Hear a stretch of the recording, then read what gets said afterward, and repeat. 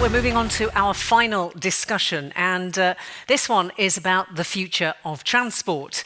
How is cold chain transport adapting to changing regulations and, of course, demand? Well, in the past year, we've seen the government change the tax rules on the use of subsidised red diesel in the fridges on many of the lorries. Now, that's added approximately £100 million a year in operating costs to cold chain transport. We're also seeing cities becoming increasingly strict on what type of vehicles can and cannot operate in parts of the city. We've seen that here in Birmingham, that's for sure. And the overall strategy is for fossil fuel power to be phased out of the use of cars and vans from 2035 and heavy goods vehicles by 2040. So what is the future of transport? Well, we're going to start by hearing from Tom Southall. Now, Tom's going to be using Slido, and he wants to get your views, so please do take part in the questions that come your way. And I'll tell you just a little bit about Tom before he comes up. He leads the CCF policy and advisory activities, also is the driving force behind the Net Zero Cold Chain programme. He wrote the report, The Journey to Emission-Free Temperature Control Distribution on Road Vehicles, and that sets out what CCF thinks is possible in this particular area. So he's here to tell us more. Would you please give a very warm welcome to the Policy Director for Cold Chain Federation, Tom Southall. Thanks for that. I'm not sure I've ever had an introduction like that, so much appreciated. But it's really great to be here. I think it's great to be here for two main reasons. I think most of you know we've been trying to hold a conference like this for a couple of years. COVID disrupted, so it's great to be able to finally do it. And the second reason, I'm sure like me, many of you go to lots of other conferences and exhibitions, and often it's very difficult to find someone to talk to about cold chain, if you can find anyone at all. So it's amazing to have everyone basically here wanting to talk about cold chain and the issues that are facing us. And I think I get the best job of all, really, because I get to introduce this section on the future of refrigerated transport, which in the 3 years or so I've been with the Cold Chain Federation, there have been so many issues, so many policy issues, but I think this is one of the ones that's perhaps captivated me the most. If I'd been in role perhaps for the previous 50 years, maybe not. I think innovation in transport refrigeration, historically, we've obviously seen improvements in kind of engines and things like that, but it really feels in the last few years we've seen a massive change in the way businesses are approaching transport refrigeration, in the innovation, and also perhaps starting to happen as well, the government kind of interest, I suppose, in all things transport refrigeration. And that, of course, is very exciting. It gives us a really good reason to support members, but alongside that kind of excitement is the challenges, I think, that rapid innovation brings, and that's what I really want to focus on as a way of introducing David from Thermo King, who's coming up after me, but also the panel, and really building on the discussion for those who were in the breakout room earlier. But yeah, to start with, I think we've really felt in the last few years refrigerated transport being more in the spotlight than perhaps it ever has been. Like much of the cold chain, I think we're used to doing our job well, but no one really knowing that we're doing it. And obviously that's the sign of a working supply chain. But I think the two issues that have perhaps had the biggest impact in changing perhaps the spotlight on refrigerated transport is the issue of air quality and carbon emissions. Often conflated when it comes to government policy around transport refrigeration, but I think we've really seen that coming into the fore. Obviously that is mainly around the combustion of diesel that is used in transport refrigeration. And I should clarify, I'm mainly here talking about transport refrigeration units. We will talk more about the wider vehicle. Of course, there's refrigerants as well, but I'm not going to focus on that too much in this at the moment. I'm going to more focus on the sort of future of the technology around transport refrigeration. And we've seen an increase, I think, in studies coming out from government looking at the impact, particularly around air quality of transport refrigeration.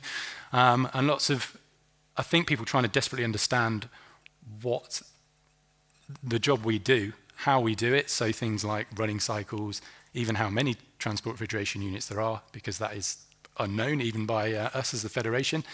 And so lots of arguments around exactly what the kind of emissions are. But I think for operators, it's clear. We know the precedent has been set for HGVs and other vehicles that diesel is not the future.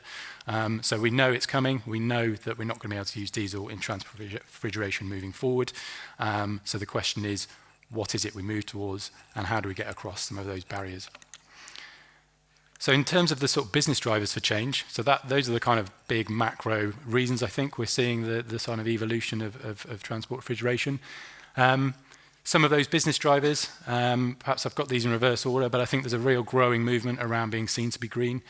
So businesses want to tell their customers, their suppliers, that they're doing something around the sustainable agenda. And also customers themselves specifying increasingly that they will only do business with those companies that have shown a real kind of commitment to moving away from fossil fuels. There's also investors. Cold chain is a huge amount of sort of investment going into cold chain at the moment, and I think that also is coming with a lot of kind of green specifications to it, and of course general kind of societal scrutiny. I think people are noticing things more now, like transport refrigeration units or HGVs idling in their neighbourhoods outside their place of work, things like that. There's of course cost, and this can work both ways. We've obviously had big changes in the cost of diesel. You could argue that could drive people more to look into alternatives, but it obviously also is taking a lot more of our available capital to pay for the diesel, and that possibly could be limiting some of the progress. And it'd be interesting to hear the panel's thoughts on that. And that obviously links to the increased cost of haulage, and we also, Samina mentioned red diesel again, adding to the extra cost of refrigerated transport at the moment. And then there is, of course, future policy as well, and this is very much unknown. As I said, there's lots of studies, and we know the government is just about to commission a 3-year project looking specifically at non-road mobile machinery, which transport refrigeration units fit into. But quite what will come out of that is unclear. But as I said, we can expect at some point in the future bans on diesel units, but potentially regulation and things like that as well. And other things perhaps linked to clean air zones and noise. So what does all this mean? Well, I mentioned it at the start, and I don't want to focus on this too much because I know David is coming up after me. He's going to focus very much on the technology side, but it means we're seeing really rapid and really quite exciting innovations coming to the fore in transport refrigeration.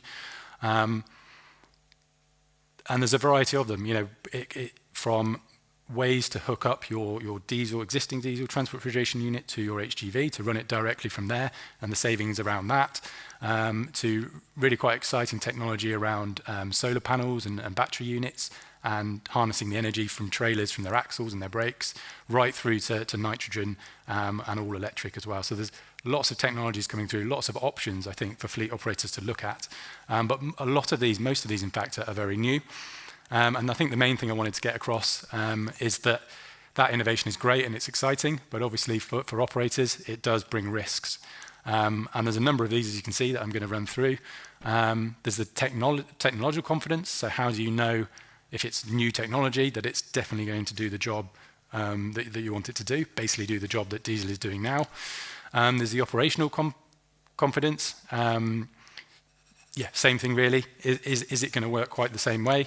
There's the upfront cost, and I think this is one of the biggest barriers at the moment, is some of that alternative technology is costly. This is a niche market, and it's difficult to get those economies of scale that we get with perhaps other sustainable technology. And for us, looking at sort of ways the government can support us to transition towards greener technology in transport refrigeration, this is huge, and it's one where we feel we've been let down. We've been previously promised support to bridge some of the big upfront capital costs of some of this green technology. It's happening in other countries, and it's proven to work in Europe and in certain states in America, and we think it could work here too. And of course, infrastructure, if it's electric, if it's perhaps nitrogen and things like that, how are we going to change our whole supply chain, our depots, our on-road infrastructure to support that? And I think that's really unclear. And I think that links to perhaps the lack of understanding from government around transport refrigeration. There's a thought that HGVs we've targeted for the end of those in sort of 2040, so we've got plenty of time for that infrastructure, but we could be doing this now with transport refrigeration, but we need to think now about some of these problems around the infrastructure in place. Of course, training engineers, if it's new technology, if we're moving away from diesel engines to electric engines or other things, there's a whole training element around that, around how we train those engineers in the future. And of course, the issue, which is a big one, around stranded assets and making sure that you don't invest your whole fleet in technology that is superseded by something else coming along in a few years and renders what you've got worthless, which could cripple a business. And that's again is a huge one. And then again, interest in the panel's view on this around, there's that link between the decarbonisation journey of the HGV itself and how connected those two things are. Should we be going out solo to sort of green, if you like, transport refrigeration units prior to HGVs? Should we wait for them to catch up and do it as a whole sort of solution? I think there's an argument for both. And of course, big question, and this is hopefully where the Cold Train Federations can support our members, is how we'll overcome those challenges. And really, that's everyone has a role in that, whether you're a manufacturer, provider, whether you're an operator, whether you're government, or whether you're the federation. Of course, it's not just waiting for technology and waiting for some of these issues to be overcome. There are also plenty of things we could be doing now to reduce the reliance on diesel and start that action now. Some of those are on screen, as you can see, whether it's upgrading to the latest, making sure you've got the best, even if it is diesel, the most up-to-date, the cleanest that you can possibly get. Make sure you understand some of those features around stop-start modes and other things like that, making sure they're maintained to the absolute optimum standard to minimize, again, those harmful emissions. Being transparent in the usage of diesel and refrigerant leakage as well, to help identify areas for improvement and help us understand the scale of emissions in our sector. And this issue of collaboration, I think this has come up in some of the panels and probably will again tomorrow, is do we need to collaborate more with our competitors for some of these issues? And things like vehicle routing, reducing the number of empty journeys, and the idea of consolidation. There's all an element of collaboration in that we could do more. But of course, there's sort of barriers to doing that, and it's a difficult thing to do. But in the future, I think that's the sort of thing that we're going to be expected to do. Okay, so that's enough for me. So I've got a couple of, we've paid, I think, £200 for Slido, so I really wanted to get the value for money.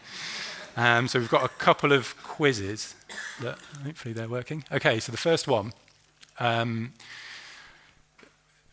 talked about kind of inflationary pressures and the cost of diesel. And we know that the cost of doing haulage at the moment is higher than it's ever been. And the question is simply, is that inhibiting business action in moving towards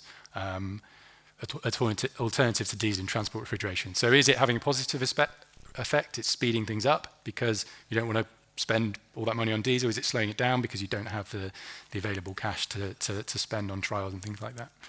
So that is the question. Pretty even. Give it a few more moments.